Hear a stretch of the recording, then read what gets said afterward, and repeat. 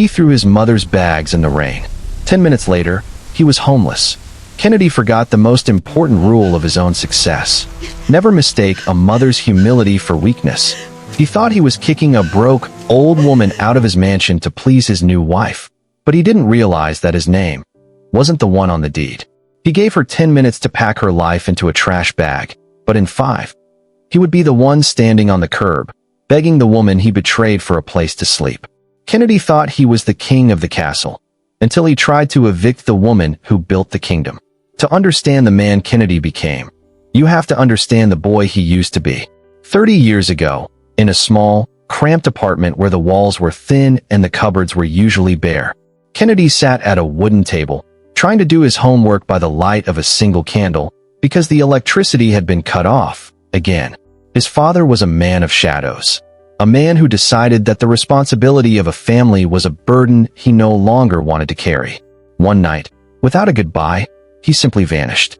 He took the savings, the car, and the last bit of hope they had, leaving to start a new life with a woman half his mother's age. Kennedy's mother, Nadine, didn't spend her time crying. She didn't have that luxury. She looked at her 5-year-old son, his eyes wide with fear, and she made a silent vow. From that day on, Nadine's life became a blur of soap suds and gray bus rides. She worked 3 jobs. By day, she scrubbed the marble floors of the city's elite.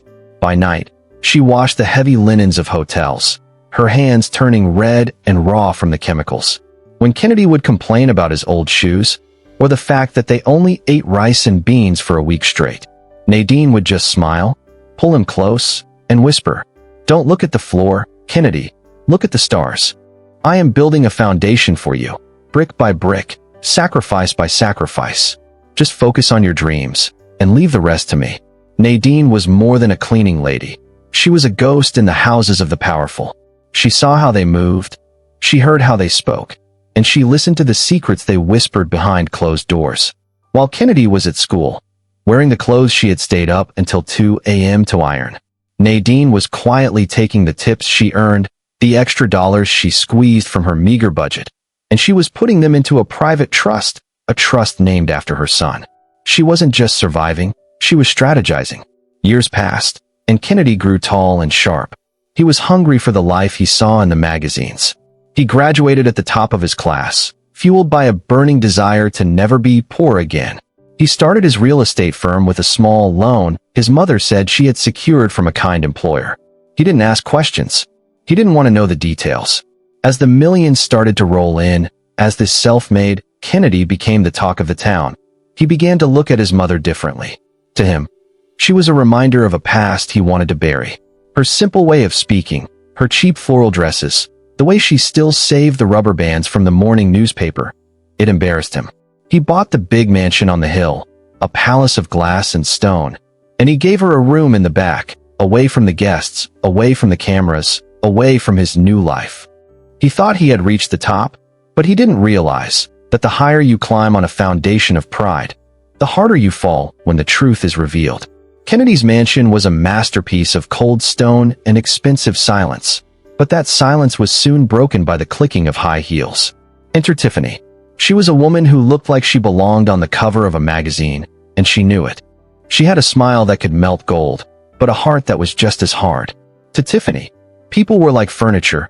You either used them to make yourself look better, or you threw them out when they became outdated. When Kennedy brought her home, Nadine welcomed her with open arms. She made Tiffany's favorite meals. She cleaned the rooms Tiffany left in a mess. She tried to be the mother Tiffany never had. But Tiffany didn't see a mother. She saw a stain on her perfect life. It started with small comments, like drops of acid on a silk sheet. "Kennedy, darling," Tiffany would say, while lounging on a sofa that cost more than Nadine's first car. "Don't you think it's a bit awkward, having your mother live in the servants' wing? People are starting to ask if she's the housekeeper. It's embarrassing for your brand." Kennedy would look at his mother sitting in the garden, her back a little more bent than it used to be, and he would feel a pang of shame. Not for her, but of her. "She has nowhere else to go, Tiffany," Kennedy would mutter. "Oh, don't be so dramatic," Tiffany would purr, leaning in close. "There are wonderful places, professional places, where people like her can be with their own kind. If you truly loved me, If you truly wanted us to start our real life together, you wouldn't make me live in the shadow of your childhood poverty." Month after month, the poison dripped. Tiffany began to go out of her way to make Nadine feel unwelcome. She would forget to include her in dinner plans. She would complain that Nadine's old-fashioned cooking made her sick. She even convinced Kennedy to take away Nadine's key to the front door. For security reasons. Nadine saw it all. She saw the way her son looked at her, not with love, but with a heavy, irritated sigh. She saw him becoming the very man his father was, someone who valued the new and shiny over the loyal and true. She stayed quiet, because a mother's love is patient, but even a mother has her limits. The final straw came on a Tuesday afternoon, a day when the sky was a bruised purple, and the air felt heavy with an approaching storm. Tiffany had hosted a tea for the most influential women in the city. Nadine, trying to be helpful, had come out to offer more napkins. She was wearing her favorite apron, the one with the faded sunflowers. One of Tiffany's friends laughed, a sharp, biting sound. "Oh, Tiffany, I didn't know you hired such vintage help." Tiffany's face turned bright red. She didn't correct her. She didn't say, "That's my husband's mother." She just looked at Nadine with pure, unadulterated hatred.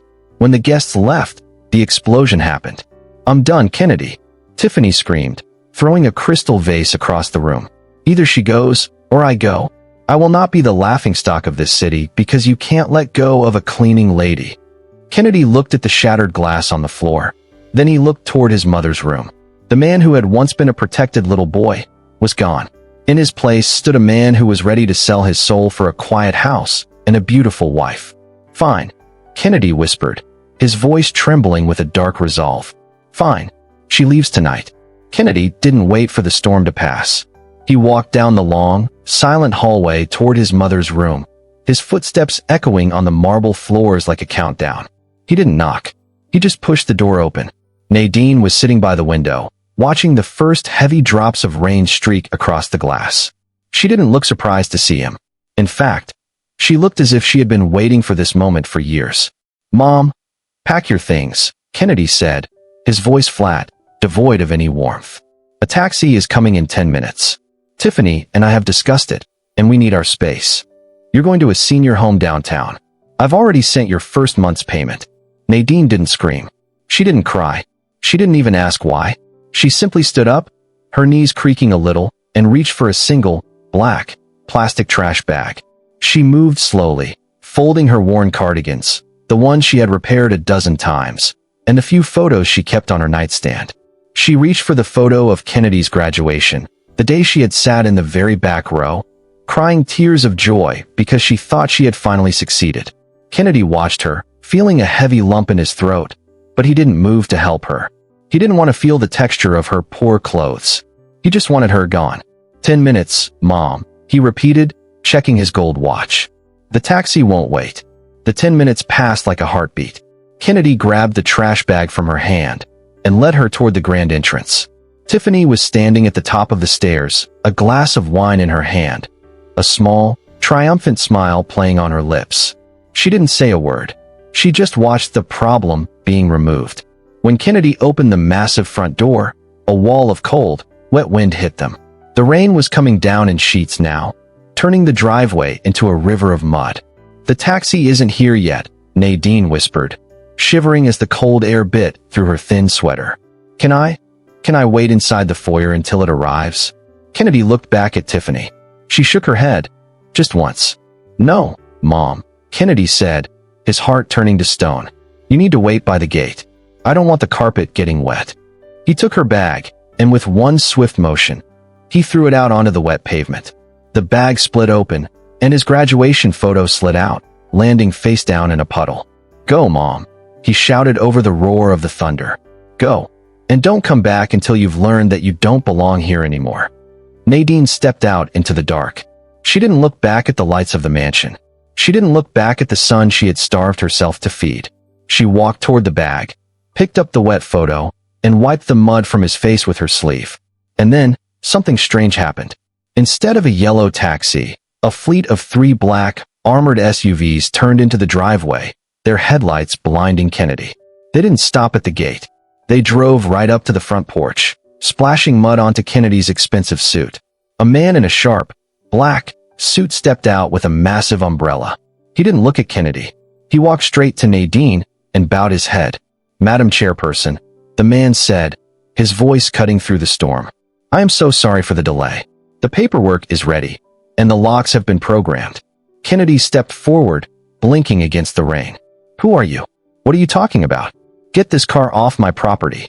The man turned, his eyes as cold as the rain. "Your property, Mr. Kennedy? You might want to check your phone.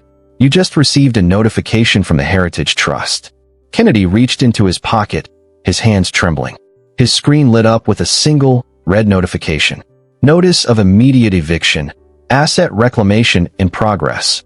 The silence that followed the lawyer's words was louder than the thunder. Kennedy stared at his phone, the red letters of the eviction notice burning into his retinas. "This is a mistake," he stammered, the rain now soaking through his expensive shirt, making it cling to his skin like a cold shroud. "I built this company. I bought this house with my own sweat." Mr. Henderson, the man with the umbrella, didn't even blink. "You built it with your sweat, Kennedy, but you built it on her land. With her money. And under her rules." He pulled a tablet from his briefcase and swiped through a series of digital deeds. "Look closely, Kennedy. You see this? This mansion isn't owned by you. It's owned by the Nadine Heritage Trust. And your company?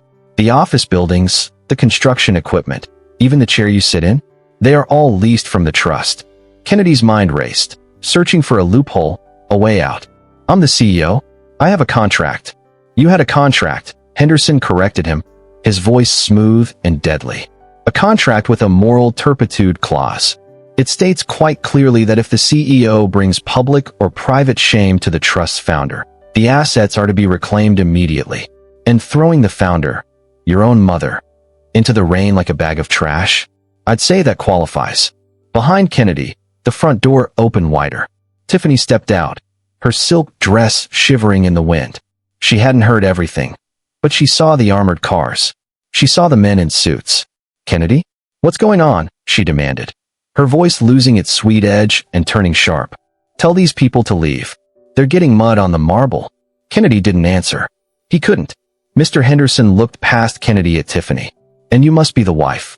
I suggest you go upstairs and grab your jewelry, and nothing else. The house, the furniture, and the cars in the garage, they all belong to the trust now. You have exactly 5 minutes before the security team escorts you out." Tiffany's jaw dropped. She looked at Kennedy, waiting for him to fight back, to be the powerful man she thought he was. But Kennedy was staring at his mother. Nadine was no longer standing in the mud. She was sitting in the back of the lead SUV, the door open, a warm cashmere blanket already wrapped around her shoulders by a female assistant. She looked calm. She looked regal. "Mom!" Kennedy cried out, stepping toward the car, his shoes splashing in the puddles. "Mom, tell them to stop. It was Tiffany. She made me do it. I didn't mean it." Nadine looked at her son, the boy she had worked 3 jobs to raise, the man who had just thrown her life into a trash bag. She didn't look angry. She looked finished. "Kennedy," she said, her voice soft but carrying over the wind. "You told me to learn my place. And I have. My place is in the home I built. Your place is wherever you can afford to stand." She reached out and pulled the heavy car door shut. Thud. The security team stepped forward, 3 large men in black tactical gear. They didn't use force. They didn't have to. Their presence was enough. "Sir? Ma'am," one of them said. "Step away from the threshold." Tiffany looked at the SUVs, then at the house, then at Kennedy. The realization hit her like a physical blow. Kennedy wasn't a king. He was a tenant. And the rent was due. "You loser!" Tiffany screamed, her face contorted with rage. She didn't try to comfort him. She didn't stand by him. She turned around and ran back inside. Not to help him, but to try and hide as many diamonds as she could in her pockets before the guards reached her. Kennedy stood alone on the porch. 10 minutes ago, he was a millionaire. Now, the rain was washing away the last of his pride. The sound of the front door locking was final. It was a heavy, digital click that echoed through the empty driveway. Kennedy stood there, his hair matted to his forehead, his $5,000 suit ruined by the mud. A few minutes later, Tiffany was escorted out by 2 guards. She wasn't crying for him. She was screaming about her designer bags. When she realized Kennedy truly had nothing left, she didn't even look at him. She hailed a ride and vanished into the night, leaving him exactly how he had left his mother. Alone, in the dark, with nothing but a trash bag. Kennedy spent that night under the awning of a closed gas station, shivering. Every time a car drove past, he wondered if it was his mother coming back for him. But the road stayed empty. For the first time in his life, he understood what Nadine had felt all those years ago. He understood the cold, the hunger, and the terrifying weight of silence. He looked at the wet graduation photo he had pulled from the mud. He realized that for years, he had been chasing a crown, while stepping on the woman who had spent her life being his bridge. 1 week later, the rain had cleared, and the sun was shining over the mansion. Kennedy didn't come back in a limousine. He walked. His clothes were wrinkled, his pride was gone, and his head was bowed. He stood at the gate, the same gate where he had thrown his mother out. He didn't demand to come in. He simply sat on the curb and waited. 3 hours later, the gates hummed open. Nadine walked out. She wasn't wearing her old cardigan anymore. She was dressed in a simple, elegant silk dress, but her eyes were still the same eyes that had washed over him in that small, dark apartment 30 years ago. Kennedy stood up, his voice trembling. "Mom, I don't want the house. I don't want the money. I just wanted to tell you that I finally saw it." Nadine looked at him. "Saw what, Kennedy?" "I saw your hands," he whispered, looking at her calloused fingers. "I saw every floor you scrubbed. I saw every meal you skipped. I was so busy looking at the stars. I forgot who was holding the ladder." He knelt down on the pavement, right there in the driveway. "I'm sorry. If you want me to leave, I'll go. I just needed you to know that I finally know who the real hero is." Nadine looked at her son. She could have left him there. She could have let him struggle the way she had. But a mother's heart isn't built for revenge. It's built for restoration. She reached out and placed a hand on his shoulder. "Get up, Kennedy. The mud doesn't suit you." She didn't give him back the company. She didn't give him back the mansion.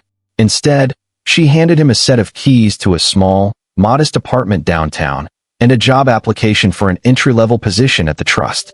"You built a kingdom on pride, Kennedy, and it fell," she said softly. "Now, you're going to help me build something that lasts. You're going to work, you're going to learn, and you're going to remember that success is nothing if you don't have a home to come back to." Kennedy took the keys, tears finally breaking through. He didn't have the millions, he didn't have the fame, but as he walked beside his mother back toward the house, for the first time in his life, he was finally, truly rich. We often get so blinded by our own success that we forget who gave us the light to see it. Kennedy thought he was the one who bought the house, but he didn't realize his mother had already paid for it with her life. Every time she skipped a meal, he got a new toy. Every time she worked an extra shift, he got a better education. She spent 30 years making herself small, just so he could feel big. And the moment he felt powerful enough, he threw her away like she was nothing. Don't let your pride make you heartless. There is no success in the world worth the tears of the woman who gave you life. If you have a mother who sacrificed for you, go to her. Tell her thank you. Because once that door closes for the last time, no amount of money can open it again. If this story reminded you of someone's love, please like the video. It helps us spread these important lessons. Subscribe and turn on the bell so you never miss a story. Thank you for watching. And remember, don't be so busy climbing that you forget who is holding the ladder.